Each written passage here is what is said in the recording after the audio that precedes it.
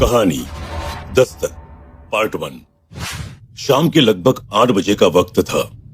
पहाड़ी से पीछे की तरफ बने हुए रतनपुर गांव के मोहल्ले के बच्चे एक दूसरे के साथ खेलने में व्यस्त थे। अंधेरे ने पूरे गांव को अपने आगोश में ले लिया था।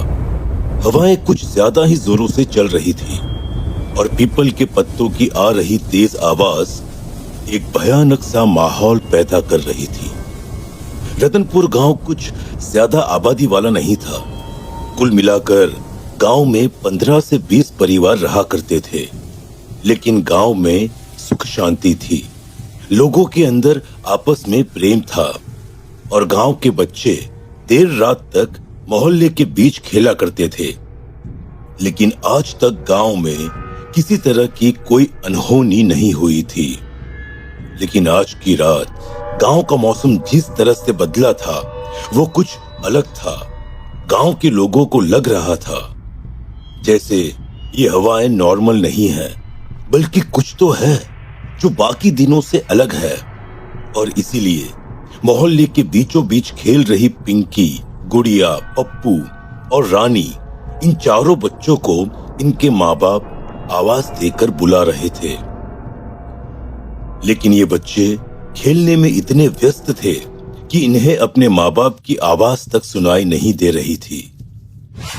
पप्पू, तुझे पता है ये जो हमारे गांव का चौक है ना, इसके सामने गली में जो घर है वो अंदर से बहुत सुंदर है। लेकिन उस घर में तो कोई रहता ही नहीं। तुझे कैसे पता वो घर बहुत सुंदर है? अरे मेरे पापा ने मुझे बताया था। पहले जमाने में ना ये राजा का घर हुआ करता था। मुझे भी राजा का घर देखना है, कैसा होता है। लेकिन उस घर पर तो ताला लगा हुआ है। उस घर के अंदर कोई नहीं जा सकता। बस मंदिर के पुजारी जी है, वो उसकी साफ सफाई करवाने के लिए जाते हैं कभी कभी। ऐसा कुछ नहीं है, मेरे पापा कह रहे थे, क्योंकि उस घर के पीछे वाली दीवार है ना, वो अब टूटने वाली है और वहाँ पर एक दरवाजा भी है, वहाँ से हम अंदर जा सकते हैं। अरे लेकिन उस दरवाजे पर भी तो ताला लगा होगा ना। जब वो घर कभी नहीं खुलता तो पीछे वाला दरवाजा खुला कैसे रह सकता है? अरे मैं बता रही हूँ ना, दीवार टूट गई है तो दरवाजा कमजोर हो गया है और पुजारी जी ने अभी तक ठीक नहीं करवाया। हम चाहे तो वहाँ से जा सकते हैं अंदर। चलो ना, चलकर देखते हैं कि राजा का घर कैसा होता है। लेकिन अभी तो वहाँ पर अंधेरा होगा, इतनी तेज हवा चल रही है, गाँव की लाइट भी तो चली गई है। अरे कोई बात नहीं, मेरे पास ना एक लाइटर है, हम उसकी रोशनी में अंदर चले जाएंगे। और इतना कहकर चारों बच्चे उस घर की तरफ चल पड़ते हैं। जैसे ही वो बच्चे उस घर के पीछे के हिस्से की तरफ पहुंचे और उन्होंने उस दरवाजे को हाथ लगाया, उस गांव में चल रही हवाएं कुछ ज्यादा जोर से चलने लगी। आसमान में जोर से बिजली कड़की और बिजली के कड़कने की आवाज सुनकर वो चारों बच्चे बुरी तरह से सहम गए। मुझे लगता है हमें वापस घर चलना चाहिए। देखो ना, कितने जोर से आंधी चल रही है और माँ भी कब से आवाज दे रही है। अब यहाँ तक आ गए हैं तो राजा का घर देखकर ही जाएंगे ना। गुड़िया बिल्कुल ठीक कह रही है, चलो इस दरवाजे को धक्का देते हैं। वो सारे बच्चे मिलकर उस घर के पिछले हिस्से के दरवाजे को धक्का मार देते हैं। लेकिन धक्का मारते ही एक बहुत ही भयानक चीखने की आवाज उन्हें सुनाई देती है। आसमान में जोर से बिजली कड़कती है और चारों बच्चे वहाँ से भाग जाते हैं। पिंकी के घर उसकी माँ राधिका और पापा रमेश उसका बहुत देर से इंतजार कर रहे थे। पिंकी बेटा, मैं कब से तुम्हें आवाज दे रही थी, लेकिन तुमने मेरी आवाज ही नहीं सुनी। देखो बेटा, आज गांव का मौसम कुछ ठीक नहीं लग रहा और जब भी मौसम खराब हो ना तो जल्दी घर पर वापस आ जाया करो। लेकिन पिंकी का चेहरा देखकर लग रहा था जैसे उसे अपने माँ बाप की आवाज सुनाई नहीं दे रही थी। पिंकी को कोई जवाब ना देता हुआ देखकर राधिका ने उसके कंधे पर हाथ रखा। जैसे ही राधिका ने पिंकी के कंधे पर हाथ रखा, राधिका ने पलटकर बड़े ही भयानक अंदाज में अपनी माँ की तरफ देखा। उसकी आंखें एकदम गुस्से से लाल हो रही थी। राधिका एक बार के लिए घबरा गई। पिंकी बेटा, क्या हुआ है तुझे? और ये तेरी आंखें? मुझे बहुत तेज नींद आ रही है, मुझे सोने जाना है। अरे बेटा, लेकिन अभी तक तूने खाना भी नहीं खाया है। खाना तो खा ले बेटा। ठीक है माँ, मुझे खाना दे दो। राधिका ने खाने की थाली पिंकी के आगे सरका दी। देख, आज ना तेरी पसंद की दाल बनी है। इस दाल के साथ तो तुम पूरी 2 रोटी खा लेती है ना? लेकिन पिंकी ने अपनी माँ की बात का कोई जवाब नहीं दिया और चुपचाप खाना खाने लगी। देखते ही देखते पिंकी ने दोनों रोटियां खत्म कर दी। अरे क्या बात है, ऐसा लगता है कि आज तो हमारी बिटिया को दाल कुछ ज्यादा ही पसंद आ गई। और रोटी चाहिए? अरे भाई, अरे इसमें पूछने वाली बात क्या है? इतनी देर तक खेल कर आई है, थक गई होगी, इसे 1 रोटी और दे दो। देखते ही देखते पिंकी ने वो रोटी भी खत्म कर दी। वो और रोटियां मांगने लगी। पिंकी बेटा, तेरी तबीयत तो ठीक है ना? मुझे भूख लगी है, खाना चाहिए। अरे अरे राधिका, परेशान मत हो, कभी कभी बच्चों के साथ ऐसा होता है।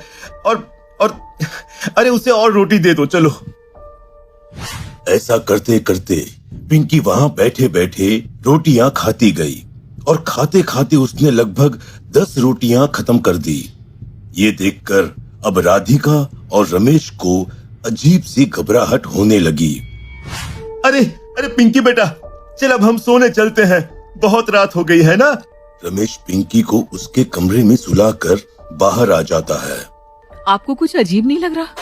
पिंकी तो मुश्किल से बस 2 रोटी खाती है, लेकिन आज तो उसने 10 रोटियां खत्म कर दी। हाँ, कुछ अजीब सा मुझे भी लगा, लेकिन हमें लगता है उससे सुबह बात करनी चाहिए। पप्पू के घर पर पप्पू के माँ अश्विनी और पापा कैलाश भी उसका बड़ी बेसब्री से इंतजार कर रहे थे। देख पप्पू, मैंने तुझे बहुत बार समझाया, अरे ऐसे आधी आधी रात तक गांव के चौक पर खेलना ठीक नहीं है। तेरे पापा बिल्कुल ठीक कह रहे हैं बेटा। इतना खराब मौसम हो रहा था और तेरे पापा ने तुझे कहाँ कहाँ नहीं ढूंढा। कहाँ थे तुम लोग बेटा? कहाँ थे का क्या मतलब? हम लोग भी पीपल के पेड़ पर उल्टे लटके हुए थे। पप्पू ने ये बात कुछ इस अंदाज में कही कि अश्विनी और कैलाश की सांसें अटक गई। क्या मतलब? तो पीपल के पेड़ पर उल्टे लटकी हुई थी? मतलब क्या होता है? जो कर रहे थे वही तो बता रहा हूँ। अब जल्दी से मुझे 1 गिलास पानी दो। अरे तू आज किस तरह से बात कर रहा है? इतनी अजीब अजीब बातें क्यों कर रहा है? मुझे बहुत जोर से प्यास लगी है, पानी चाहिए। अश्विनी ने पानी का गिलास पप्पू की तरफ बढ़ा दिया। पप्पू ने पानी पिया और गिलास को वापस रखकर अपने कमरे में चला गया। इस लड़के का दिमाग खराब हो गया है, थोड़ी लगाम लगाओ इसके ऊपर। लेकिन अश्विनी ने जैसे ही पप्पू के रखे हुए पानी के गिलास को उठाकर अंदर रखने की कोशिश की, एकदम से गिलास उसके हाथ से छूटकर नीचे गिर पड़ा और अश्विनी की चीख उस घर में गूंजने लगी। अरे क्या हुआ? अश्विनी ने अपना हाथ कैलाश को दिखाया जो अब जल चुका था और उस पर फफोले पड़ गए थे। अरे ये क्या हुआ अश्विनी, तुम्हारा हाथ कैसे जल गया? मुझे कुछ समझ में नहीं आ रहा। पप्पू ने इस ग्लास में पानी पिया था और उसके बाद ये ग्लास किसी अंगारे की तरह दहक रहा है। आपको नहीं लगता कि बहुत कुछ गलत हो चुका है? उधर पप्पू अपने कमरे में दीवार पर बिना किसी सहारे के चल रहा था। पप्पू के कमरे का माहौल कुछ अजीब था।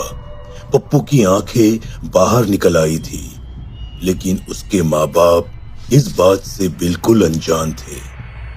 आखिर क्या था उस दरवाजे के पीछे का राज और क्या हुआ था गांव के उन 4 बच्चों को?